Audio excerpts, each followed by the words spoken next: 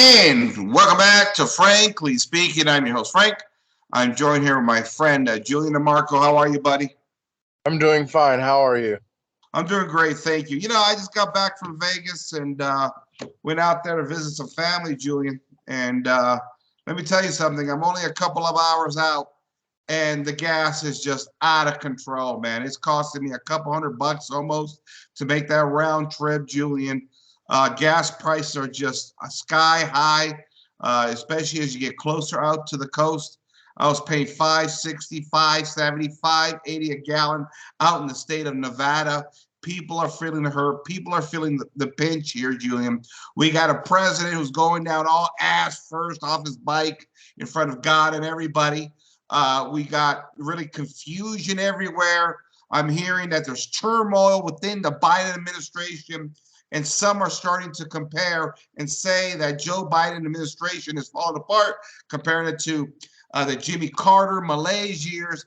Listen, I was too young to remember the Jimmy Carter years, but in all my years, I don't think there's ever been less competent, more incompetence, I should say, in one administration than this administration.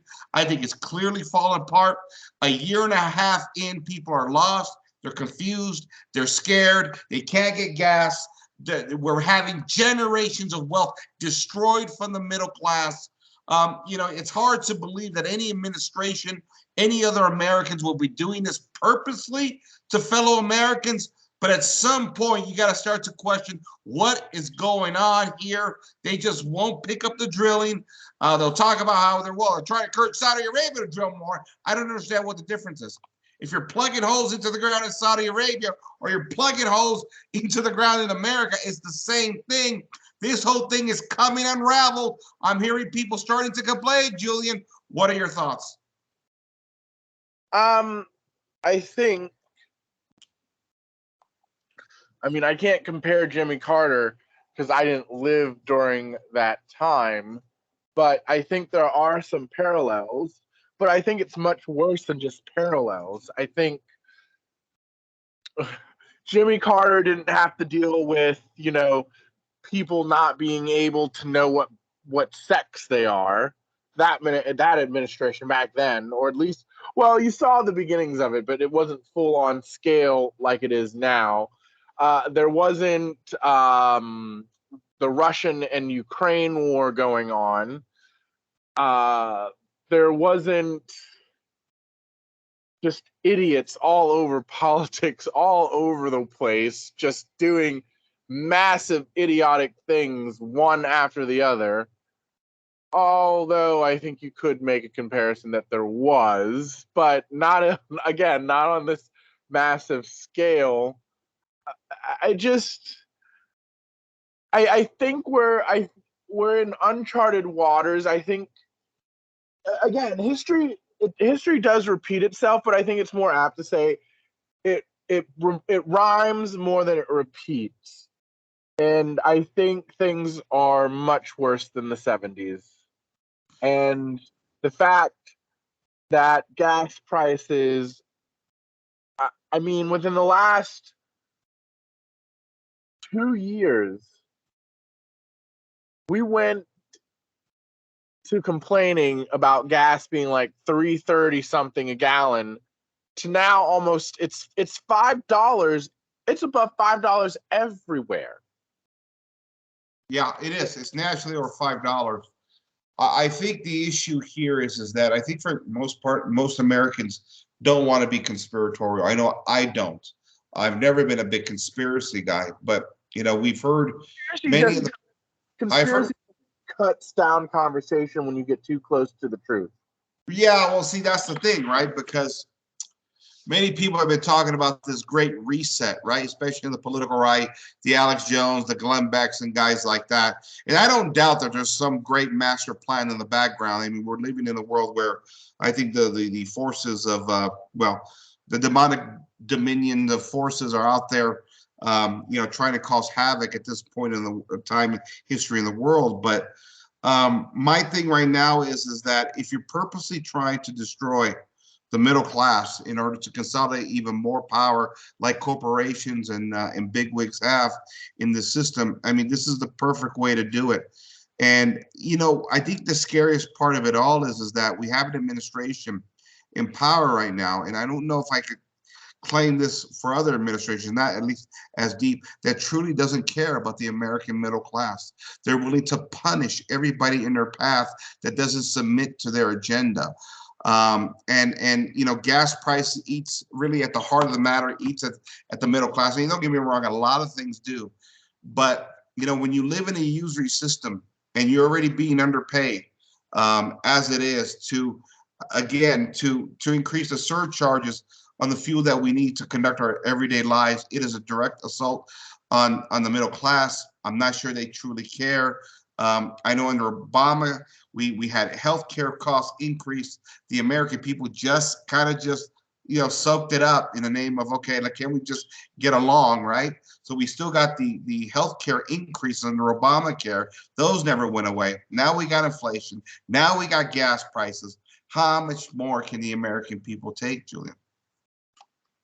I don't know. It seems like everybody we're a complacent society. So we'll take whatever we're told to take. Yeah, that's what it seems like. I really don't know where we're at as a nation anymore. I know the more I talk to people, the less confident they've become in the system itself. And what I worry is that what happens when Americans no longer believe in the system? Listen, there's a lot of debate out there still about the credibility of the electoral process, and while we're not allowed to talk about that because that's been shut down under the threat of lawsuits and things like that, it's still something on the back of people's minds. Now you put them in a position, Julian, where they have no control over their daily lives in a usury system that continues to punish them. And all the best you can do is, suck it up, buttercup. Well, listen, this is an American middle class that's been sucking up for 30, 40 years as they've been falling further and further and further behind on everything in our lives. And suck it up, buttercup. I don't know how much longer people are going to take this, Julian. Well, they'll keep taking it. I mean, they've been taking it all my life, all your life. The Americans, they say they want change, but it's just more of the same. Honestly, how different is Trump from Biden? How different is Biden from Trump? How different is Obama from Biden? How different is Trump from Obama?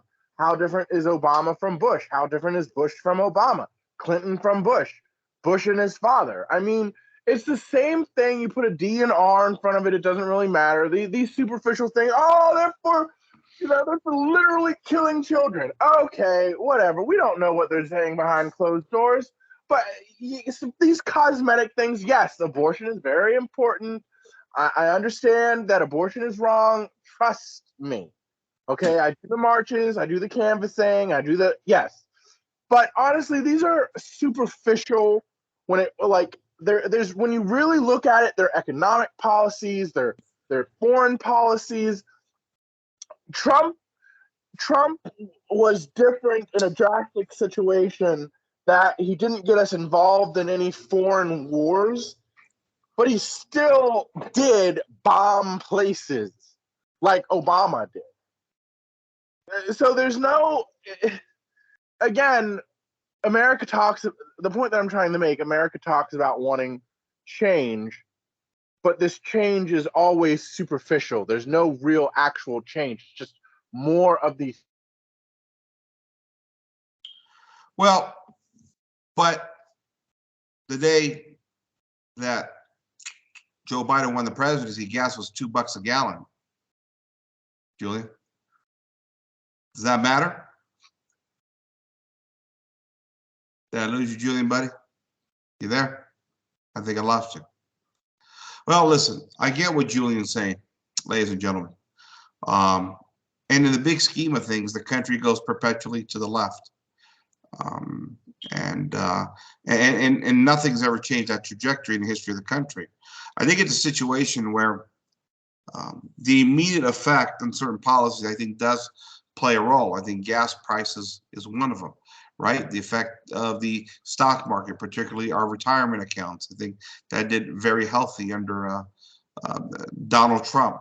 I think there are some economic policies we can say that, well, that Trump put in that were beneficial. Now, did Trump make his mistakes? Yes, but even with the wars, it was a far less reaching than the neocons and the left when they were in power in that regard.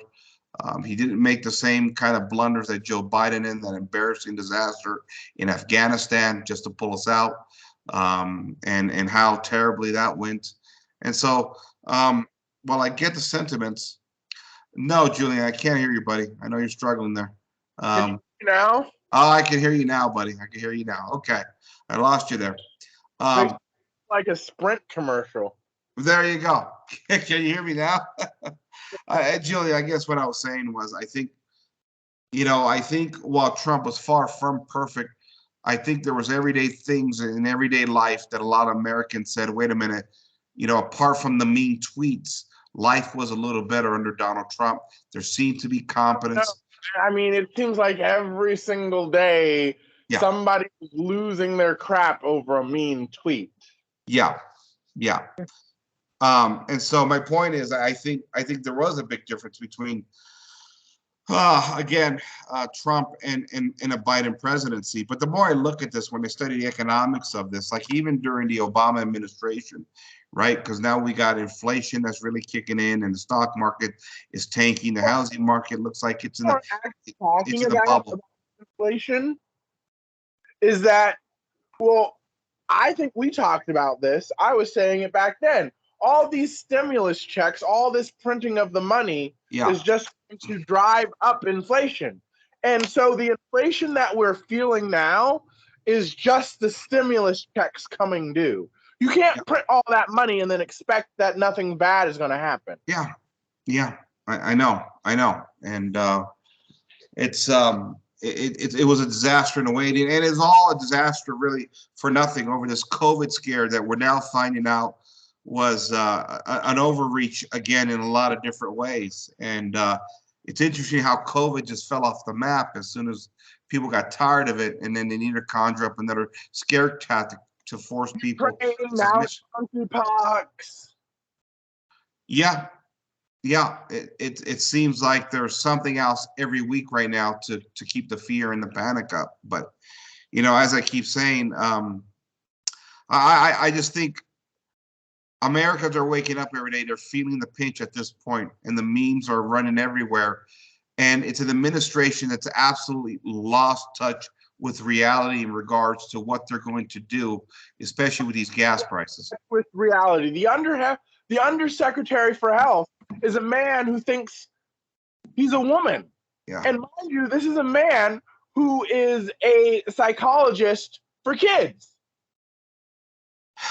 What his background is in. Yeah. Okay, so of course, this administration is untouched from reality. They're literally putting up the alphabet soup flag in Saudi Arabia and all over other places in the embassy. It's like this country is a laughingstock, is an untouched with reality. You literally have the president pushing this gender ideology nonsense, make believe. Of course, we're not in touch with reality.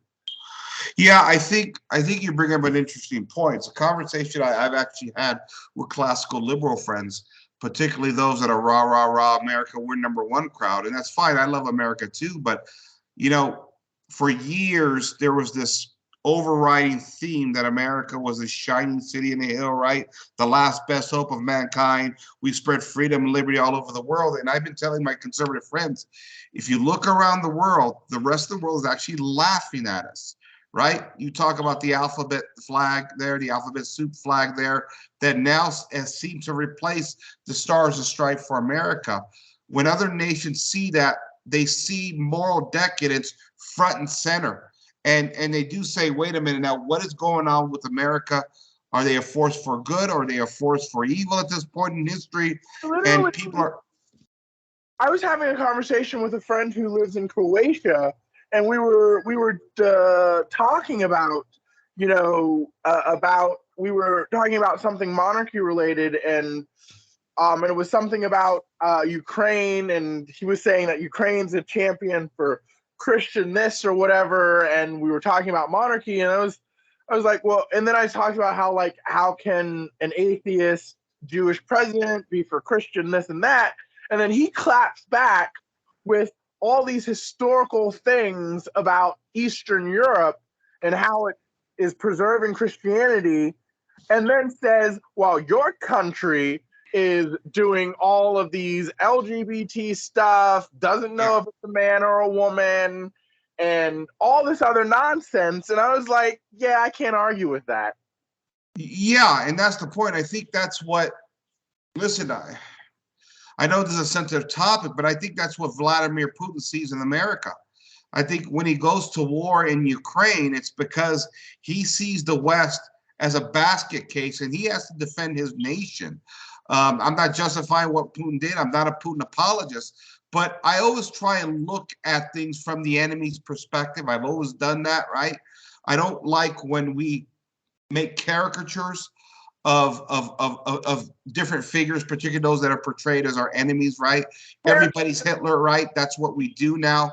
But I look at it from Putin's perspective, who seems to be, at least outwardly, a very religious man, and he looks at the West, and I've listened to him talk about the West and the Looney Tune-ness that for us we've accepted as everyday normal life. And again, the Eastern Bloc is looking at America and saying, you guys have lost your moral minds. You guys are lost. All this talk about freedom, liberty, economic engine of prosperity, the greatest, last, best hope. You guys are nuts. You guys look like a satanically inspired nation. That's how they look at us. Yeah, I mean, again, just my example of talking to my Croatian friend, when he says that, like, I can't refute what he's saying about what America's doing because it's true. It's crazy what we're doing in this country. It's crazy. The nuttiness on a social level, political level, cultural level, moral level. I mean, we're just a flaming pile of manure at this point in history. And the reason why is that so many conservatives, right, are fleeing for greener pastures and going into the red states. And you hear all these talks of starting a homestead and breaking away from civilization as much as you can. I mean, that's the ultimate. I have a friend who moved to Florida, and I'm just like, okay, I understand, but you just want like 5-8 more years before the collapse comes to you. While I'm living here in PA, the collapse will come to me now. Yeah. But the collapse is coming to Florida as well as to Pennsylvania. I just get it before you do. Yeah, I think, again, I think it goes back to the Timothy Gordon theory, right? Get out of the blue states, get into a red state, let the collapse come. The red states will be fine because... No, they won't. Well, we can ally ourselves with Protestants, Julian. Remember that. The red states will... I mean, you have all these people leaving California for Texas or for your state, and they're still bringing all their politics with them, all their nuttiness that ruined the state that they came from. Yeah, I know. And it's not like the red states are doing any better. I mean, they were, some of the red states, they put up a fight against COVID, but they still locked down. They still made you wear the mask. Yeah. But I'm hearing about these good old boys down in Texas ready to take it all back, dude. Those good old boys. Well, those good old boys need to hurry up. I don't know, dude. I don't know. You know me, I'm not a guy that talks revolution. I don't believe in that kind of stuff. I'll take the approach that Christopher Ferreira pointed out with Hungary back in the 1950s, where I think it was the bishops in Hungary got something like 10% or 20% of the population to pray the rosary daily in that country. And within a few months, the Russian tanks left. And the bishops there credit that rosary campaign to why the Soviet Union eventually left Hungary and left them in somewhat peace. I mean, obviously, they would be governed by the Soviet state for a little while longer, but at least the immediate threat, the overarching threat, was subdued in a way. And that's what I've always encouraged, is not so much a pacifist. Let's all stand by and pray. I just think prayer has to be part of the problem in America. But of course, the biggest problem we have in America with that, of course, is the rampant heresy. You know, a country like Hungary is much more homogenous in religious beliefs. I know they got Protestants over there, don't get me wrong. Yeah, their But prime minister is Protestant. yeah, he is, but I think his wife is Catholic or something like that. And listen, when the prime minister, even though he's a Protestant, is acknowledging their great saint, that goes, I believe, Saint Stephen, I believe, is who they acknowledge, you know, giving a crown of Hungary to the Holy Mother of God, even as a Protestant. That seems to be a unique experience where Catholicism has affected his thinking. That's why I say Hungary and Poland are very interesting cases, and it's why the world hates them. But let's not forget, Poland has its issues, and they're in the clutches of all of the alphabet soup nonsense, and they're electing alphabet soup people and atheists. Yeah. I Well, I've said it all along. Is a little bit more. The Catholicism is a little bit more political. The Catholicism is sort of like the political Catholicism of the Irish. I'm Catholic because I hate the British, but it's not like I actually believe in this stuff. Yeah, I got you. And listen, I think the ultimate problem, and I've said this for a long time, with Hungary and with Poland is they still got a democracy. And in time and in space, and with a lot of outside influence and money, they'll be corrupted, as just like the rest of the West has. I think democracy is a direct problem, and it's a problem we've never wanted to deal with in the West. I think you said it best on our last cast that we did, is just you look at what democracy has done in the past 250 years since the Enlightenment. It's a joke. It's been one disaster after another. I mean, we hold out hope for places like Hungary and Poland, but again, you know, with these nefarious forces that oftentimes don't show their faces, we don't know their names, we don't know who they are. They're working behind the scenes. And I heard it today, actually, how even here in America at this point, our politicians are just a public figure. They're puppets for the real powers behind the scenes, which is corporate interests, the big money. Democracy allows. I mean, democracy. Yeah. It allows an unseen oligarchy to exist. Yeah, and that's what I worry with Hungary and Poland. That's eventually going to kick in there, right? And so, how do you stop that? You know, as soon as we bring up, you know, the integralist word or even the monarchy word, the classical liberals go haywire. I mean, well, the fact is, Hungary was a kingdom. It was part of the Austro-Hungarian Empire. It was one of the two main kingdoms in the Holy Roman Empire, besides Germany. So yeah, they have a monarchy restoration movement there. I mean, they're in touch with the Habsburgs. Right. The Habsburgs. I mean, if I'm not mistaken, the ambassador to the Holy See for Hungary is a Habsburg, or it could be the ambassador for the Holy See is Habsburg for Austria. Either way, the fact is they have a history of having a monarchy, a Catholic monarchy. So restoration for them is a lot more. Monarchy is a lot more. It's less caricatured over there than it is in America. I mean, they have public huge gatherings of, you know, monarchy restoring the monarchy processions and things like that in Hungary. So it is much different. It is more different over there than it is here. Yeah, it is, without a doubt. And there's a history there too, right? That's why I say when the prime minister is presenting the crown of Hungary to the Holy Mother of God, it goes to show you where the state of mind is in that country versus us here. About a king of Hungary who is presenting the crown of Hungary to the Mother of God. He isn't presenting. The prime minister isn't presenting. Yeah, I'm sorry. Yeah, exactly. That's what I meant by that. And so it just shows you the mentality that's different, but also there's a history, a more consolidated, I guess, more homogenous history there. Granted, there's some differences, there always will be, especially amongst Catholics and Protestants, but it seems like the Protestants and the Catholics are working a little bit better over there than, say, Protestants and Catholics ever worked in America. So that's the... Isn't a multi-cultural nation. I mean, they don't have a whole bunch of refugees. Right. True. You know, they have more kids.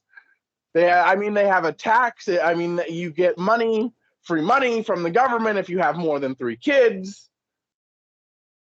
So, yeah. I mean... Yeah, and I think Viktor Orban has pushed that over there because they had a dying population rate just like the rest of the West did. And they wanted to encourage families and mothers stay home, all that good stuff. And from what I'm hearing, the population, the birth rates are climbing pretty strong up in Hungary now, unlike the rest of the West, where it's collapsing. I know in Italy, for example, the birth rate is one of the lowest in the world right now. And, you know, on one hand, you know, we like to blame the social issues that has affected the Western family, like contraception, abortion, and sodomy, and pornography. But you know, I've kind of had an evolution on that. While that is all true, the economic factors have played a role too in that country and in the rest of the West. As over the past 40 years, wages have decreased.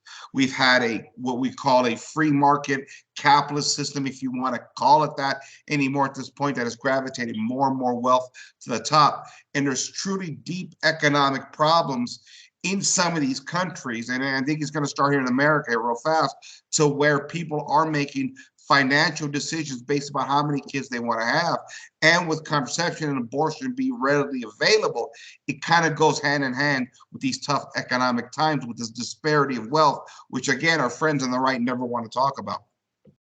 Yeah, I mean, I think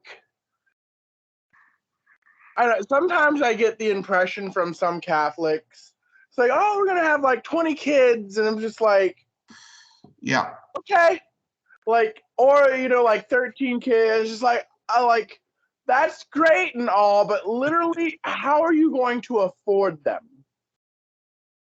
Like, honestly, even if you're homeschooling them and whatever the case may be, that's still a lot of money. I mean, the grocery bill has to be at least like $3,000, and that's like probably on the cheap end. I mean, and then you have to pay for the mortgage or the rent, and then if you're renting and you have and you need to pick like 13, 14, 16, 20 kids in a rental space, and you're not owning the place, it's just like, where do you think this money is going to come from? Yeah, I think a lot of Catholics haven't caught up to the times we live in and the economic realities. Now, I'm not a guy that's arguing don't have kids because you can't afford kids. All right, there's an extreme to the other side of that, right? Some type of have as many kids as you can, but realistically, here, where is the money going to come from? Yeah, and that's my point. I still think there's a way to build your families responsibly. The church has given us some options. I know the super duper trads don't like that, but I think you should always remain open to children. And I do believe that contraception is still a mortal sin and not a good thing.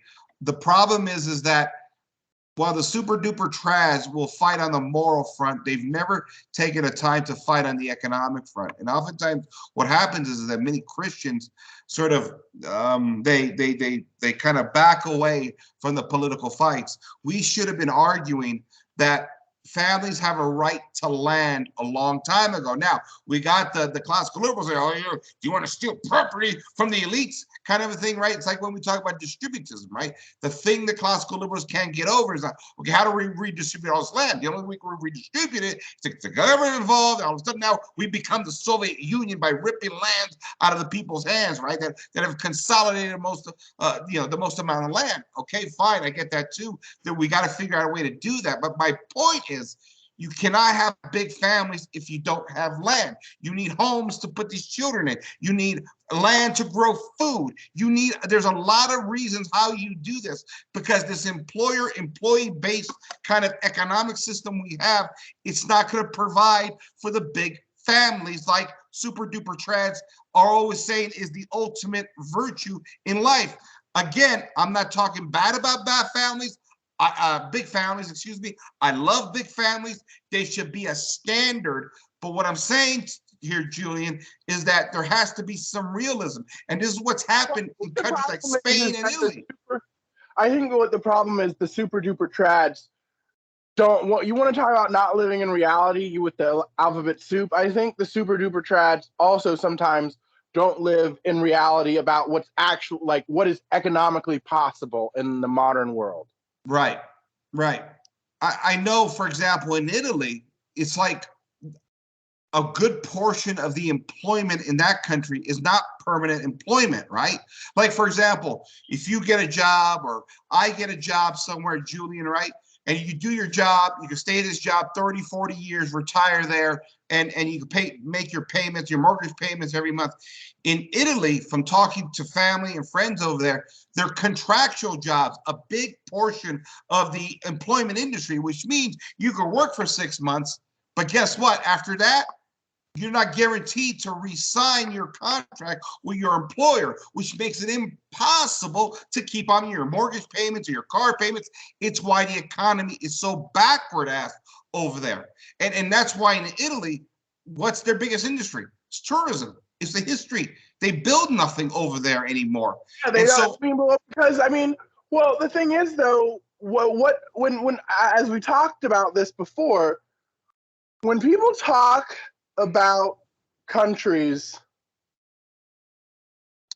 who have like good governments in Europe, it's always the countries, or at least the polling shows countries that have some form of a constitutional monarchy. Right. But nobody talks about the virtues of the Republic of Italy.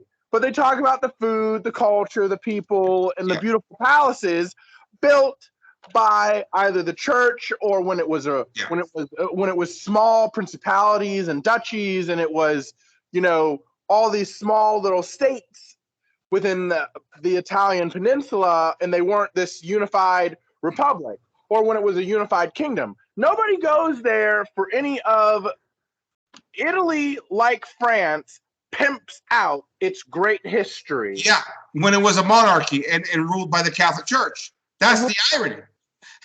The Republic doesn't build anything. No, I know. Because the socialists have driven it to the ground. They destroy the economy. They shift off. Western Europe has forced major industry to flee over to the East, where they're, I guess, more conservative, if you want to call it that. Nobody wants to talk about this, right? There's real systematic poverty in countries like Italy. I know this firsthand. And this plays a role in the everyday decisions of everyday Italians and other Europeans that are saying, okay, can I afford these families? Now, the super duper target, that's a sin. They're dealing in reality over there.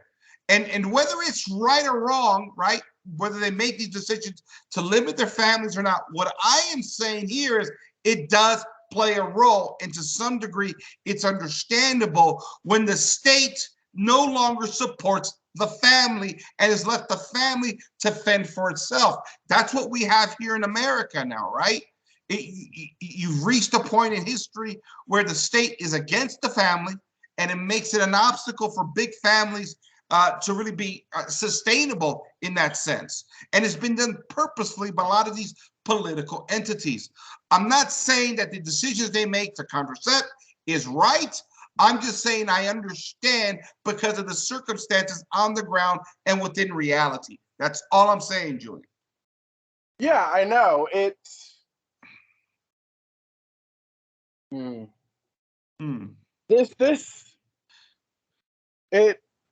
just keep saying it's untenable to keep going the way that we're going. That's all I can really say.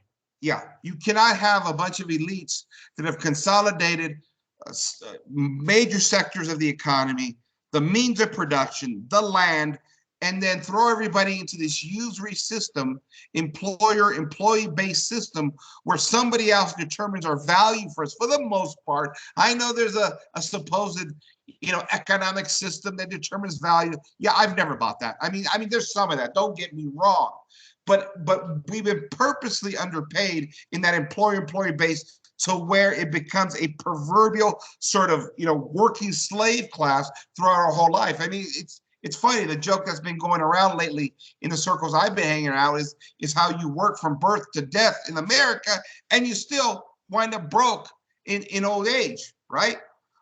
You could tell me about investing in the stock market, things like that. That's fine. It's something that I partake of. There's some opportunities there, but nothing in life is ever guaranteed, particularly with health, with circumstances, the oddities that life throws at you. I mean, you could be planning for a nice retirement at 65 or 67, but if you get sick in this country, you're going to be forced to cash out of your 401k long before you get to retirement, Julian. Yeah, I mean, this also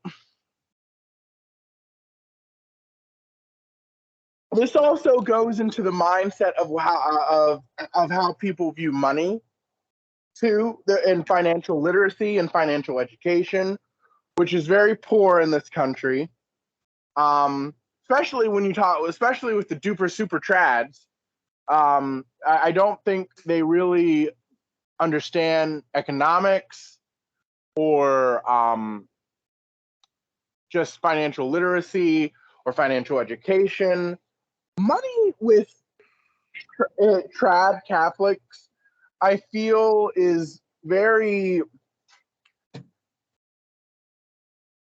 in my experience, my personal experience, they don't like talking about it because it can be seen as like evil or you're greedy or some type of, I don't know. They're always complaining about the system, but never doing anything to try and fix the system or better their situation in the system. But then again, it's not just the trads, it's just everybody, because most people just don't know how to use the system, because the system, it's complicated, yes, but once you wrap your head around it and you know how to work it, you can make it work for you, just like it works for everybody else. Yeah. Right.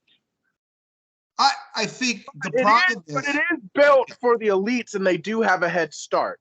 They do. And there is fluidity within the system. I'll be the first to tell you, I'm not saying nobody makes it or nobody can make it. You can make it.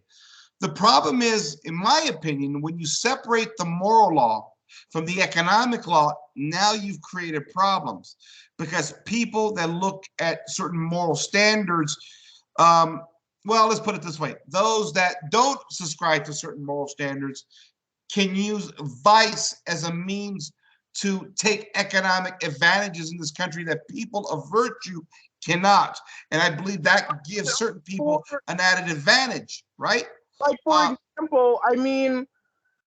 example, you'll see it on like daytime talk shows and stuff like that if you watch it. I'm not sure if it's still something, but like when OnlyFans blew up, there were lots of segments about how, how some people, they were working as like a teacher or a nurse or whatever the case may be, and they started an OnlyFans, and then they left their career as a teacher or a nurse to do OnlyFans full time. They were making more money doing OnlyFans part time than they were at their full time job. Yeah. And now OnlyFans, like most people use OnlyFans to make adult content. Now, OnlyFans is for anything. I mean, you can use it for music, you can use it for cooking shows, you can use it as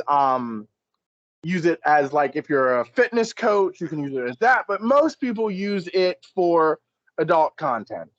Right. But these people who, have, degrees and whatnot, were making more money part-time. And if you're trying to get by and you needed a job that had fluidity and you can just do it whenever, and you're good looking enough, or you have something that some people might want to look at, and you're like, I'm going to make myself an OnlyFans and I'm going to go cash in. And then you start seeing the money come in, and it's just like, why am I going to my 9 to 5 when my part-time is bringing in twice the money than my full-time job that I went to a 4-year career for? I'm going to put in my 2 weeks, go do this full-time, and then make even quadruple of what I'm making just doing this part-time, and I'm gonna sit back. Because I mean, you shake your body parts or whatever, and then people are throwing you $100 bills, and it's just like you're getting all this money for very little work. Yeah, I mean, that's what I say. The vices reward oftentimes over virtue. It's like the single guy who decides to not get married young, philander around in order to deal with his, sexual drive and his fallen nature. And, you philander for years and years and years. You have every advantage in the world to take, economic opportunities, while the young man who says, wait a minute, I believe in certain virtues, I'm going to get married, have kids, and do the family thing. Those tend to fall behind because of family life all of a sudden. And the gentleman that's partaken of the vices with no responsibilities has a heck of an advantage, and we've seen that a lot in our society as well too. I think the other problem too is oftentimes they always talk about you. Well, you bring a good point about the man who starts a family young. You always hear about some screaming harpy feminist talking about how like women have to leave work if they get a baby or whatever the case may be, or why they need contraception because they're gonna not be able to make it in their career or whatever because they popped out a kid, or it's just like, well, that's the nature of the beast, honey. It is the nature of the beast. But for men, it's the same thing as you said. A 20-something-year-old who's flandering around and has all this free time and no responsibility, while you have another 20-something who has one, maybe two kids, and it's just like, well, I can't be at work all the time because my wife needs me and my kids need me and I need to be okay. Well, we'll give this project to Mark. Yeah. Mark has all this free time because he doesn't have a kid. Yeah, and that's my point, because now you separate the moral law from the economic law, and there's problems that are presented there, in my opinion. And we've seen some high-profile conservatives who want to teach us about working hard and pulling yourself up by your bootstraps and climbing the economic engine of prosperity. And these individuals have opted out of having families instead of pursuing a career, and in the process of that have been philanderers themselves in various different ways. And then they want to be sort of on the lecture circuit, reminding everybody, look what I did. I pulled myself up from rags to riches. But you did it in the midst of vice, right? Now, in America, we don't distinguish between virtue and vice, right? Because we have this privatized moral code. You do you, I do me, and as long as we don't cross each other's property lines, we don't shoot each other. So my point here is, in the American way, in order to make it financially, vice is encouraged, Julian, oftentimes. Oftentimes, not always, but oftentimes. Well, I mean, there's lots of, if you're going to pull from a small sample of, say, the Rush Limbaughs of the world, then yes.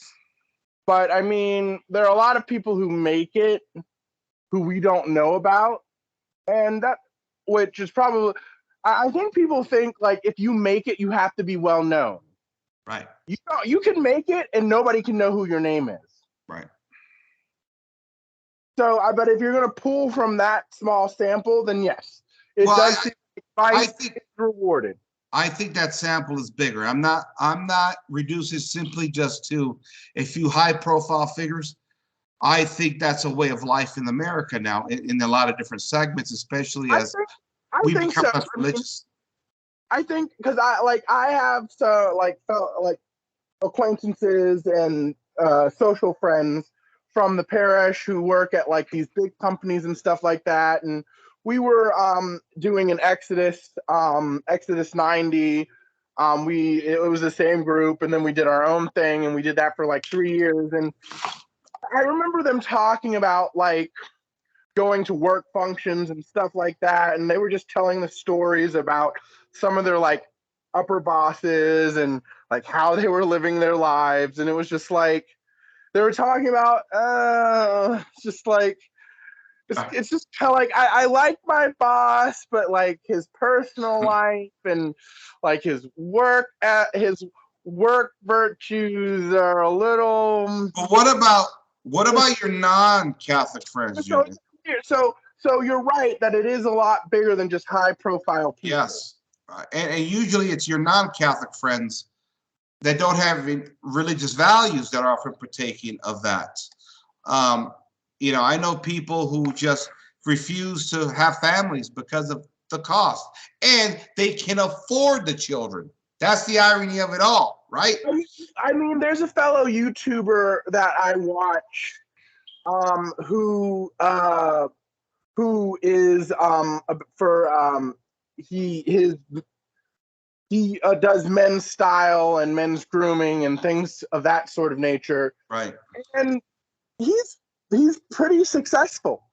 Not just on YouTube, but just in his various businesses of men's grooming and men's fashion and men's lifestyle and stuff like that. But he and his wife don't have any kids, and they made that decision. It's just like, well, you can afford to have at least 6 kids comfortably and still live the life that you live, but you chose not to have kids. Yeah. Yeah. Well, see, and that's the thing. It's funny how that works at the end of the day, because those people could have kids, they choose not to. Now, see, one of the counter arguments that I've always made, right? Because I've had people tell me that the reason why, for example, in Italy, they're not having a lot of kids is all economics. They don't want to acknowledge the sexual revolution, right? Especially the more liberal-minded people. It's all the money, the money, the money. Let's redistribute wealth. It's all corrupt over there, all right? But that's when I come back and say, but wait a minute, though. It's bigger than just not having money. That's a big part of it, because not even the wealthy are having children anymore. That's the irony of it all, right? So it's just as much a moral crisis as it is a financial crisis. It depends who you are, where you're at, what your state of life is. And so it's almost like, Julian, we've been attacked on 2 fronts. One, financially, that has suppressed the middle class, continues to suppress the middle class. And then you got the wealthy who have all these extremes and choose not to have kids. It's like, if you have all this money and you're not generous with it with your friends and you're just spending it on yourself, that seems very selfish. Well, they're philanthropists, right? They got their little charities and things like that, right? Spending it on charities either. Not everybody spends it on charity. And it's not even charities that are worthwhile either, when they do spend money on charity. Yeah, I listen, I got nothing against charity. Obviously, I give to charity and things like that. I have a problem with, how can I put this nicely? I have issues with modern secular charities, Julian. I think oftentimes they fail to live up to true charity, and oftentimes when somebody labels himself a philanthropist, it's more of a stoic Masonic kind of idea to make yourself look good publicly, rather than it is to truly help people, in my opinion. And I've known people in the charity industry, and they will tell you that certain charities are truly, truly corrupt. It's all a public appearance is what it is. Oh, yeah. I mean, without a doubt. Like most charities are, it's just for the feel goods. Yeah, the feel goods, public appearances, public, sentimentalities, or public whatever you want to.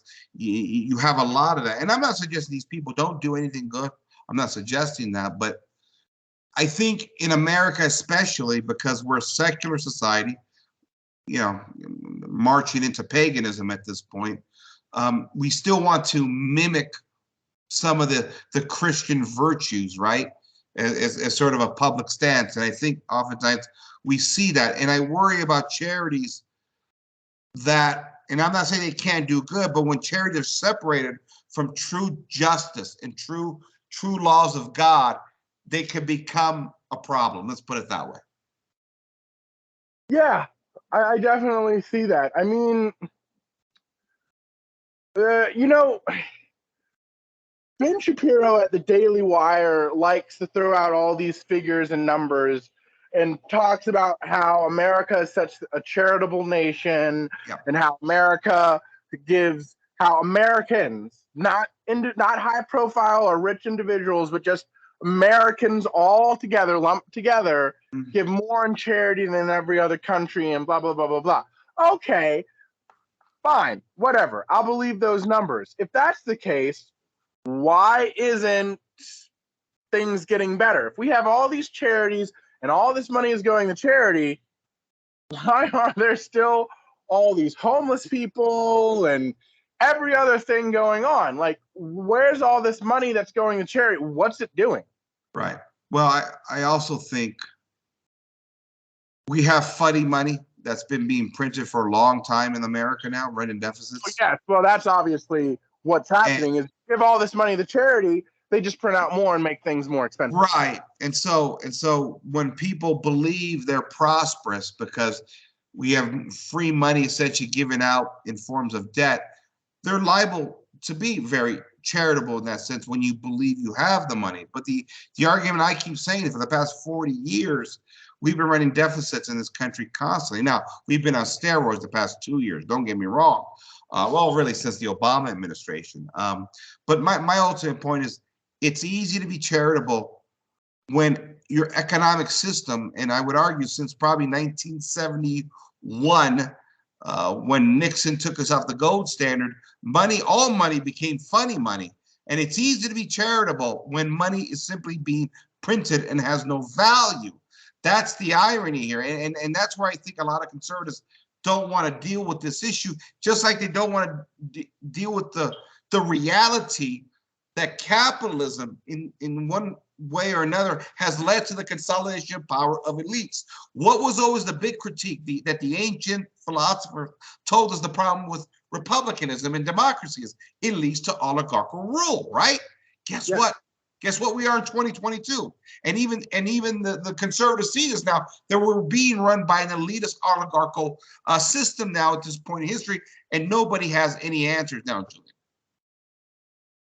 Yeah, I mean, it's just more of the same, triple, double. History repeats itself. History repeats itself. And that's why I get mad when they start throwing the word fascism around. And I'm encouraged because even the likes of, what's his name, from the University of Notre Dame, Deneen, Patrick Deneen, I saw him on a cast recently with another type of integralist thinker, and they're making fun of the notion that conservatives keep throwing that word fascism around. You're like, listen, unless you're referring to Italy 1930s, because that's the only fascistic system we've ever had in the history of the world, please don't use the word fascism. You look like a fool. This is simply the consolidation of power within a capitalist system, and you were warned about this decades and decades and decades ago. Now that we've gotten here and your system has collapsed on you, you want to create fake boogeymen to cover up for the very mistakes you've made, for the very miscalculations you've made, Julian. So that's why it's hard for me to take them seriously. Yeah, it's so we're supposed to believe that all these other things were bad, but somehow this is good, even though this is worse. Yeah. I even heard E. Michael Jones. I know he's a controversial figure, but before you do E. Michael Jones, here is Plato's The Good Forms of Government. Number one, monarchy, rule of one. 2, aristocracy, rule of the few. 3, polity, rule of the many. The 3 bad forms of government. 1, tyranny, rule of one. 2, oligarchy, rule of the few. Democracy, rule of the many. Just so we're clear, the 3 bad forms are the exact opposite of the 3 good forms. Yeah, there you go. Yeah, there you go. So, anyways, E. Michael Jones came out and said recently that capitalism effectively really ended sometime after the Industrial Revolution, and that it's the fall of capitalism that leads us into fascism in the 1920s and 30s. And then now what we have now is some type of a hybrid system.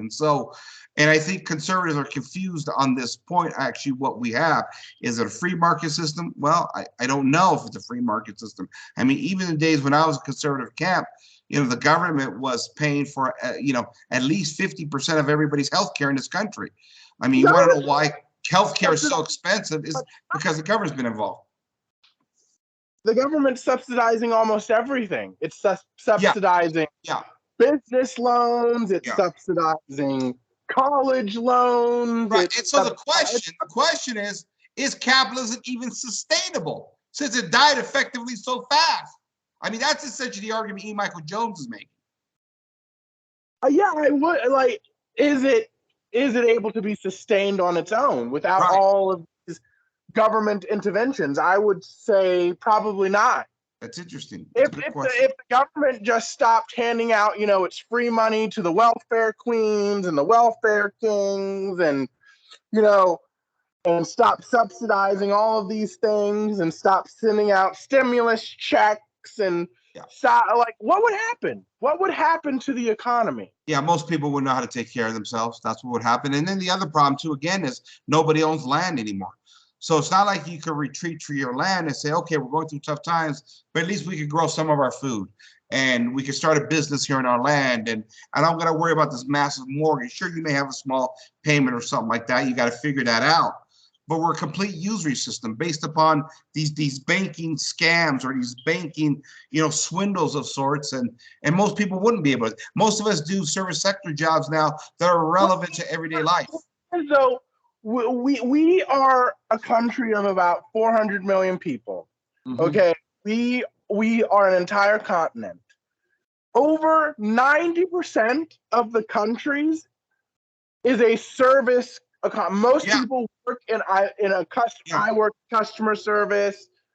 It's customer service based. Yeah. You cannot have a country of this size with this population where everybody's job is servicing somebody else. Yeah, that's right. That's essentially what we have. You cannot be like the Republic of Venice, where their main economy was textile and glass manufacturing.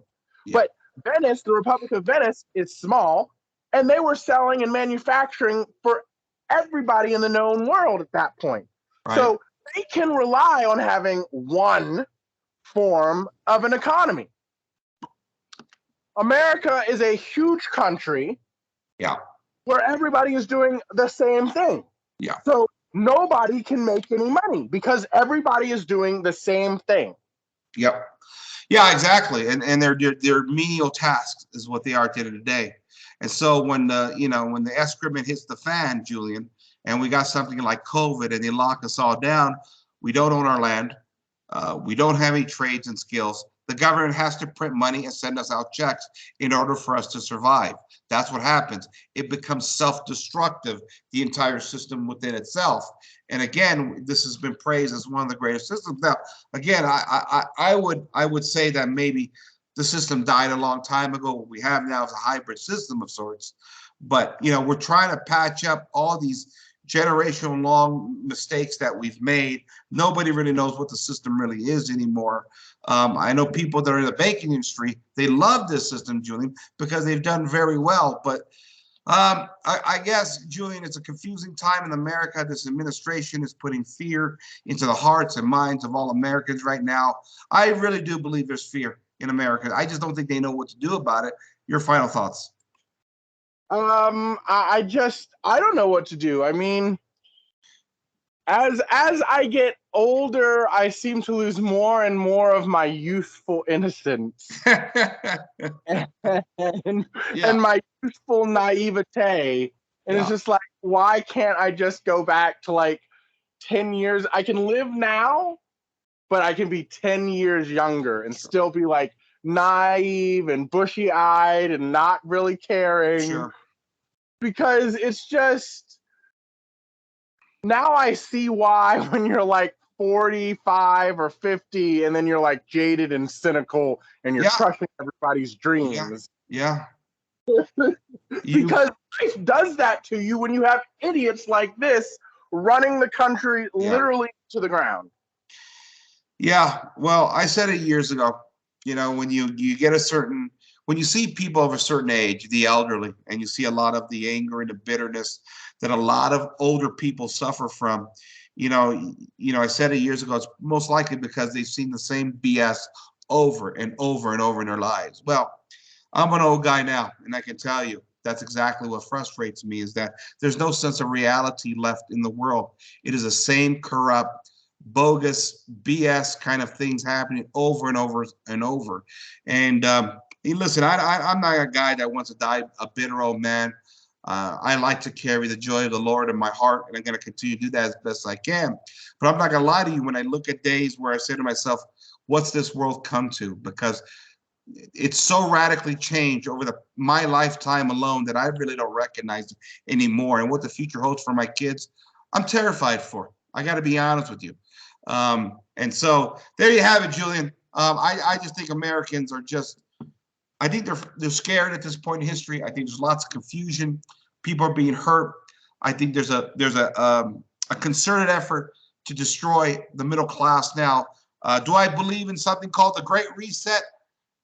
I'm not saying I do, but at this point, I wouldn't doubt if there's a master plan of some kind behind the scenes happening, because what the old saying is now, what's the difference between a conspiracy theory and a conspiracy theory coming true? It's about 6 months, because it all seems to be coming true at this point. All right, Julian, my friend, I want to thank you for joining me, buddy. Thank you for having me. All right, ladies and gentlemen, just talking a little politics tonight. I want to thank my friend Julien DeMarco of the May He Rain vlog for joining me tonight. This is Frank signing off for Frankly Speaking. Good night, everybody. Everyone.